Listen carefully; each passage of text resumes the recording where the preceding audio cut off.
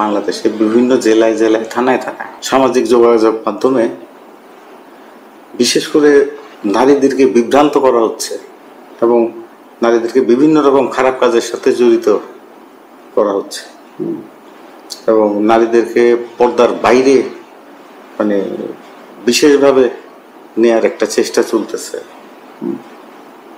তো এই বিষয়ে আসলে নারীদের আমাদের সহনীয় পর্যায়ে কি ধরনের সিদ্ধান্ত গ্রহণ করা উচিত? আসলে এই ব্যাপারে আমাদের মা বোন যারা আছে, নারীরা যারা আছে, তাদেরকে ইসলামী রীতি রেওয়াজ সম্পর্কে ভালো ধারণা এবং মানে অধুনা বিশ্বে যে সমস্ত কালচারাল অবক্ষয় দেখা দিছে অনেক দেশে, আপনি দেখেন ইউরোপ, আমেরিকা, ওইখানে গিয়ে দেখেন ডেইলি বিবাহ ভাঙতেছে, বিয়ে থাকতেছে না। এখন এক ছেলের সাথে আবার ভালো লাগলো না, আরেকজনের সাথে যাওয়ার অধিকার থাকে। তো এটি তুলে ধরতে হবে যে ওরা যে নিজেকে আধুনিক আধুনিক বলে উলঙ্গ হয়ে নিজের ইজ্জত আবরু নষ্ট করে লাভবান না, বরং লাভবান মুহাম্মদ সাল্লাল্লাহু আলাইহি ওয়াসাল্লামের দ্বীনের উপর থেকে নিজকে ভদ্র পোশাকে আবৃত করে রেখে, আমি বোরকার কথা বলিনি, ভদ্র পোশাকে আবৃত করে রাখা এবং নিজের চরিত্রকে হেফাজত করার সুশিক্ষা সুন্দর করে, এই সুশিক্ষাগুলি দিয়ে দিলে মেয়েটা যদি আপনার মাস্টার্স করে বা আরো যাই করুক, কিন্তু তার মধ্যে এই শিক্ষাটা থেকে যাবে, তখন আর উলঙ্গ হবে না। ইদানিং যেমন আপনি দেখছেন মানুষকে বিভিন্ন মহিলারা, জানি না এইগুলি ফেক আইডি কিনা, বাজে কথা বলে যে আমি রেডি আছি, তুমি আসো, কত নোংরা আমি বলতে পারবো। ফেসবুকে এগুলি বলে ফেক আইডি হইতে পারে, আমি জানি না। কিন্তু এরার বিরুদ্ধে যারা নিজকে পণ্য বানাইছে, বুঝলেন, স্যাম্পল মানুষকে দেখাইবার জন্য সাজ্জা বাহির হয়, কিন্তু তার অপোজিট আরেকটা মা বোনদের আরেকটা গ্রুপ আছে যারা একবারে ঘরে বসেও থাকে না, আবার নিজকে ভাসিয়ে দেয় না, ঢেকে রাখে। তারা প্রতিবাদও করে, অনেক বিষয়ের প্রতিবাদ করে। দুইটা সমানভাবে না হইলেও একবার কম না। এখনো বাংলাদেশে আমি বলবো পর্দানিশীন মাদের সংখ্যা বেশি, বেপর্দা নারীদের সংখ্যা খুবই কম। আপনি ঢাকা বলেন, ঢাকাতে তো আমাদের রাজধানী, আপনি গড় হিসাব করে দেখেন কয়টা ঘরের মেয়ে লোক বেপর্দা। একটা পাড়াতে 2-3টা মেয়ে পাবেন বেপর্দা, পর্দা বুঝে না। এটা তার দোষ না, এটা আমাদের দোষ। ছোটবেলা থেকে আমরা সুশিক্ষা দিতে পারিনি। বলতে গেলে তো অনেক ক্ষতি। ঘুম থেকে উঠলে ওরে আমরা কেজিতে দিয়ে দিই, নানা দিয়ে দিই, সে সুশিক্ষা পাবে কোথায়? আমাদের ছোটবেলা তো আমাদের মা বাবা প্রথম কোরআন পড়াইছে, মাসলা মাসাইল শিক্ষা দেওয়া হয়েছে যে কোনটা হালাল, কোনটা হারাম, কোনটা তুমি করতে পারো, কোনটা তুমি করতে পারো না। আসলে কি এইভাবে বড়ুয়া শিক্ষারও দরকার আছে। তাইলে মা বোনদেরকে কোরআন শিখাইলেই যে হবে, আমি বলবো মা বোনদেরকে জীবন চালাইতে যাইয়া যে সমস্ত মাসলা মাসাইলের সম্মুখীন হতে হয়, সমস্যার সম্মুখীন হতে হয়, এই সমস্যা থেকে কিভাবে উত্তরণ পেতে পারে, বাঁচতে পারে, বেঁচে থাকতে পারে, এই কৌশলটা মেয়েদেরকে শিক্ষা দিয়ে দিলেই হয়ে যায়, এই সমস্যাগুলি থাকে না। তো অনেক মেয়ে তো বেপরদা হইতে হইতে এমন হয় যে বেপরদার পক্ষে ক্যাম্পাস করে, আর অযথা হুজুরের গাল বন্ধ করে। হুজুরা তো নিজের কিছুই বলে না, হুজুরা যা বলে কোরআন থেকে বলে, ভাই তোর তুই যদি মুসলমান হয়ে তুই হুজুরের বিখ্যাত বিপদে পড়ছস, এটা তো কোরআন থেকে বলছে, হাদিস থেকে বলছে। হ্যাঁ, হাদিসের ব্যাখ্যা যদি সে ভুল করে থাকে তাহলে তুমি ধরাই দাও যে আপনার এটা ভুল হয়েছে, এইভাবে হবে না, এইভাবে হবে, ঠিক করে দাও। এরপরে কত উপাধিতে যে ভূষিত করছে হুজুরারে, আরেকটা কারণ আছে হুজুররা, এই অবস্থায় আলেম ওলামা যাওয়ার আরেকটা কারণ আছে, সেটা হলো আমাদের দুর্ভাগ্য। দেশের জন্য, বিশেষ থেকে দেশ স্বাধীন করার জন্য আলেম ওলামা জীবন দিয়েছে। আপনারা জানেন দিল্লি থেকে আপনার সেই এই বাংলাদেশের 5 দুনা পর্যন্ত আমি যেটু জানতে পেরেছি, এমন কোনো বড় গাছ ছিল না যে গাছে 1-2টা আলেমের লাশ না ঝুলছে, ফাঁসির কাছে ঝুলছে স্বাধীনতার জন্য, ব্রিটিশ থেকে স্বাধীনতা লাভের জন্য। যে দেশ স্বাধীন হইল ওনারা ওইটা পুরান মাদ্রাসা নিয়ে বসে গেছে। দেশ স্বাধীন হয়েছে, তুমি সাথে সাথে বলো যে দেশ স্বাধীন হয়েছে, রাষ্ট্র দায়িত্ব নিব, আমরা কারিকুলাম এই। তখন থেকে যদি একটা রাষ্ট্র পরিচালনায়, একটা মানে সংস্থা পরিচালনায়, একটা কি বলে ফ্যাক্টরি পরিচালনায় কি কি যোগ্যতা দরকার, এইগুলি যদি সিলেবাসের অন্তর্ভুক্ত করা হইতো, একদিকে আলেম হইতো, আরেক দিক দিয়ে ইঞ্জিনিয়ার হইতো, একদিকে আলেম হইতো, আরেক দিকে ডাক্তার হইতো, একদিক দিয়ে আলেম হইতো, আরেক দিক দিয়ে সে প্রফেসর হইতো, একদিক দিয়ে আলেম হইতো, আরেক দিক দিয়ে প্রকৌশলী হইতো। কিন্তু ওই কাজটা তখন করা হয় নাই। আমিও একটু আগে যে কথা বলছি ওই কথাটা এই যে যুগ উপযোগী শিক্ষা, আগেরটা রুমারটা ঠিক রাখো, ওইটা বাদ দেওয়ার দরকার নাই, যথেষ্ট ভালো আছে, ওইটার জায়গাতে আছে। হালাল হারাম, পাক না পাক, এগুলির বিষয় যে ব্যক্তি জীবনে যেগুলি খুব জরুরি, এগুলি খুব সুন্দরভাবে দেওয়া আছে। মানে রাষ্ট্র পরিচালনায় তো শুধু এখানে দোয়া তদবির করলে তো হবে না। রাষ্ট্র পরিচালনা করতে হলে বৈদেশিক বিদেশের সাথে লেনদেন আছে, অনেক কিছু আছে। এখানে সুদ ভিত্তিক অর্থ ব্যবস্থা আছে। সুদ ছাড়া অর্থনীতিটাকে একদিনই ঢেলে সাজানো যাবে না। আজকে যদি কোনো দলকে আপনি দিয়ে দেন যে ঠিক আছে আপনি ইসলামী হুকুমত কায়েম করেন, আপনি বিশ্বাস করেন 1000 বছর যাবৎ সুদ ভিত্তিক অর্থনীতি চলে আসে, এখানে একটা ইসলামী রাষ্ট্র হুট করে আপনার ইসলামী অর্থনীতি এখানে প্রতিষ্ঠা করে ফেলতে পারবে, এটা কিন্তু আসলে ঠিক না। এটা বহুত সময়ের দরকার। একদিকে মানুষ বুঝতে হবে, মানুষ ইসলামকে চিনতে হবে, জানতে হবে, ইসলামী অর্থ ব্যবস্থা জানতে হবে, লেনদেনের ব্যাপারে ইসলামের লেনদেনের ব্যাপারটা বুঝতে হবে, বেচা কিনা এই সবগুলি বুঝতে হবে, অনেক সময়ের দরকার। একদিকে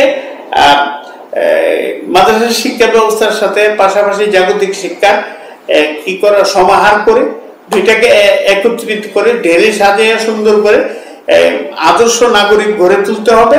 আরেক দিক দিয়ে মানুষের মধ্যে ইসলামের আসল কথাগুলি, আমরা কিন্তু আসলে এখন যে ইসলাম পালন করতেছি অনেকগুলি বিষয় আছে যেগুলির বেদাত বলা হয়, অনেক নোংরামি আছে, কিন্তু আমরা বুঝি, আমরা বলতে পারি না। বললে আমরা যদি বললি এটা বেদাত, তো সে জয়লা মরবে, সে তো বেদাত বুঝে না। আরেকটা যে আলেম আছে সে তো বেদাত বুঝে না।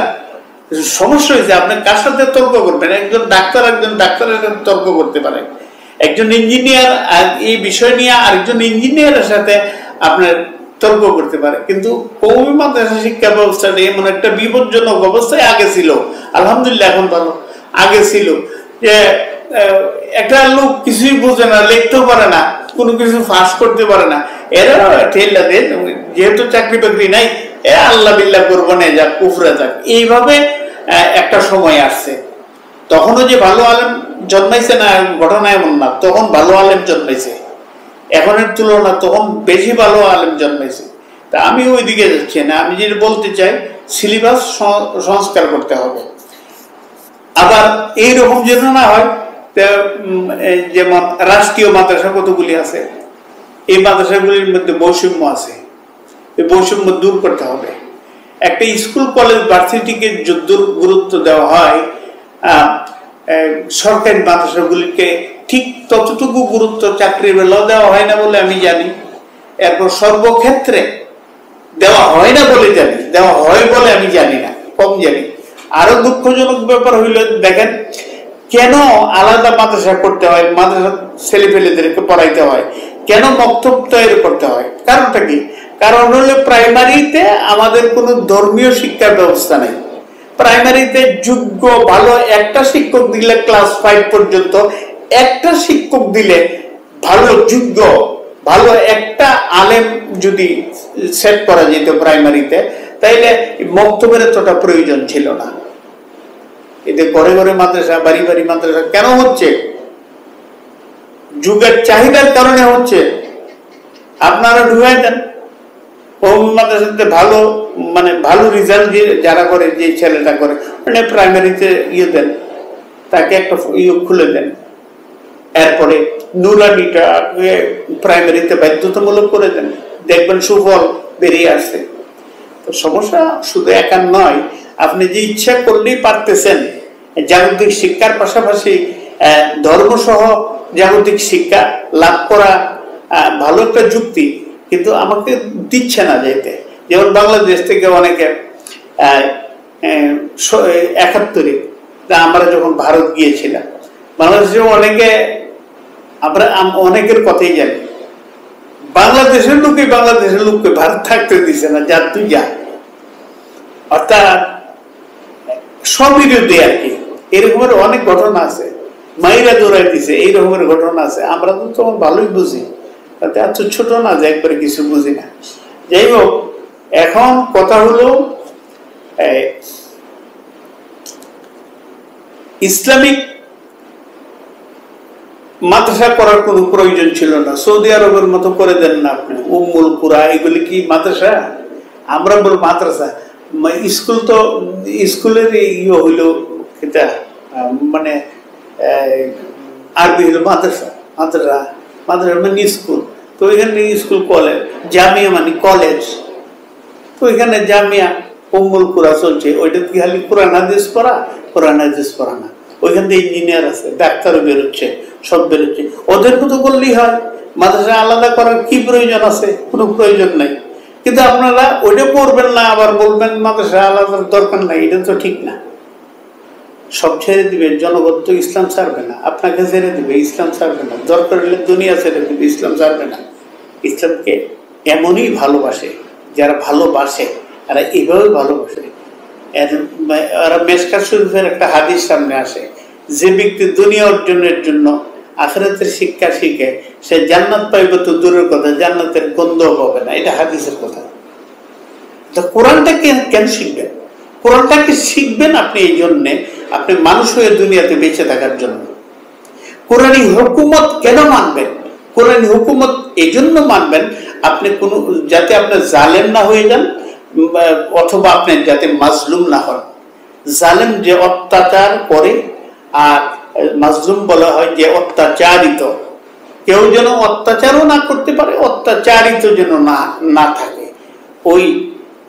এই রকমের সামঞ্জস্যপূর্ণ বিধিবিধান কোরআনের মধ্যে রয়েছে, যার জন্য কোরআনী হুকুমত কায়েম হলে এগুলি থাকবে না। আপনি গেছেন দলিল উঠাইতে, আপনার কাছে চাবে 500 টাকা দাও, 600 টাকা দাও, সম্ভব না, সাফল্য করতে পারবে না। আর এখানে যারা চাকরি পাবে তাদেরকে ধুলাই করে বসা মাজা করেই বসানো হবে। এবং আরেকটা দুঃখজনক ব্যাপার হইল, যুগের চাহিদা অনুযায়ী যারা আমলা আছে তারা বেতনটা তেমন পাচ্ছে না, যার জন্য ওরা আসলে অভুক্ত থাকে, কষ্ট পায়। আমি একটা গল্প শুনেছিলাম, ওমর রাদিয়াল্লাহু তাআলা নাকি, আমি জানি না, ওমর রাদিয়াল্লাহু তাআলা নাকি সর্বপ্রথম পৃথিবীর ইতিহাসে পুলিশ প্রশাসন কায়েম করেছিল। তো ওনাকে জিজ্ঞাসা করা হয়েছিল যে একটা সাধারণ পুলিশের সাধারণ যে কনস্টেবল আছে তার বেতন কত হতে পারে। তিনি বলছিলেন তার বেতন ফার্স্ট ক্লাস ম্যাজিস্ট্রেটের যে বেতন, তার সে বেতন হবে। ওনাকে প্রশ্ন করা হলো, এটি কেমন কথা? ফার্স্ট ক্লাস ম্যাজিস্ট্রেট অনেক লেখাপড়া করে সে এটুকুন আসছেন, তা আর সে তো কোনো লেখাপড়া জানে না, 5, 6, 8, 9, 10 পর্যন্ত পড়ছে। ওর বেতন আর ওর বেতন এক হবে কেন? উনি বলছিলেন যে বেতনটা নির্ধারণ করা হয় পেটের দিকে তাকাইয়া, খাবারের দিকে, চাহিদার দিকে তাকাইয়া, আর ইজ্জত দেওয়া হয় শিক্ষার দিকে তাকাইয়া। যে সে ফার্স্ট ক্লাস ম্যাজিস্ট্রেট হতে পারছে এই জন্য সে সুশিক্ষিত বা শিক্ষিত, আর সে পারে নাই এই জন্য সে একজন কনস্টেবল। কিন্তু খাবার বেলা সমান, একজন কনস্টেবল যা পাবে উনিও তাই পাবে। এই ছিল বিধিবিধান। আজকে তো আমি জানি না কেন মানুষ ঘুষ খাবে, সবাই ঘৃণা করে হারামকে, এরপরেও কেন খায়? 1-2টা থাকতে পারে, লোভে করে খাইতে পারে, কিন্তু আর বাকি সবাই তো খারাপ না। বাকি খারাপ না, কিন্তু দেখা যায় যে বেতনটা আপনি দিচ্ছেন, সরকার দিচ্ছে, ওই বেতনে তার কিছুই হচ্ছে না। সে ঘর ভাড়া দিয়ে থাকতে পারতেছে না, তার বাচ্চারা পড়াইব কি করে, তার বিবির মুখে কি তুলে দিব, বাচ্চার মুখে কি তুলে দিব। তখন এই 2 নম্বরের ধান্দা মানুষের ব্রেনে আসে। তো ইসলামী হুকুমত হইলে এই 2 নম্বরই ধান্দা আসবে না। ফার্স্ট ক্লাস ম্যাজিস্ট্রেট যা খাবে, একটা পুলিশ সাধারণ এই কনস্টেবল তা খাবে। তখন এই বৈষম্য দূর হবে। তুমি এবং তোমার বিবি বসবাস করতে থাকো যেখানে খুশি সেখানে। ফাকুলা রাগাদান হাইসু শিখতুমা, তোমরা খাও, তোমাদের যা মনে চায় তা খাও, খেতে দাও। অর্থাৎ খাওয়ার বেলার স্বাধীনতা আছে, যার খুশি দেন তা খাবে, কিন্তু থাকার বেলার স্বাধীনতা নাই। স্বামী যেখানে থাকে স্ত্রী সেখানেই থাকবে। থাকার বেলা নারীদের স্বাধীনতা নাই, নারীরা স্বামীর সাথে থাকবে। খাওয়ার বেলা পূর্ণাঙ্গ স্বাধীনতা আছে। আমি এটা খাই না, চান্দা মাছ খাই না, আনবা না, আনলে তুমি একলা খাইবে, আমি খাবো না, আমি ওই মাছ খাই, এটা বলার অধিকার নারীর আছে। তা আল্লাহ রাব্বুল আলামিন আমাদেরকে সুপথ দেখান। আমিন। ওয়া আখিরু দাওয়ানা আলহামদুলিল্লাহি রাব্বিল আলামিন।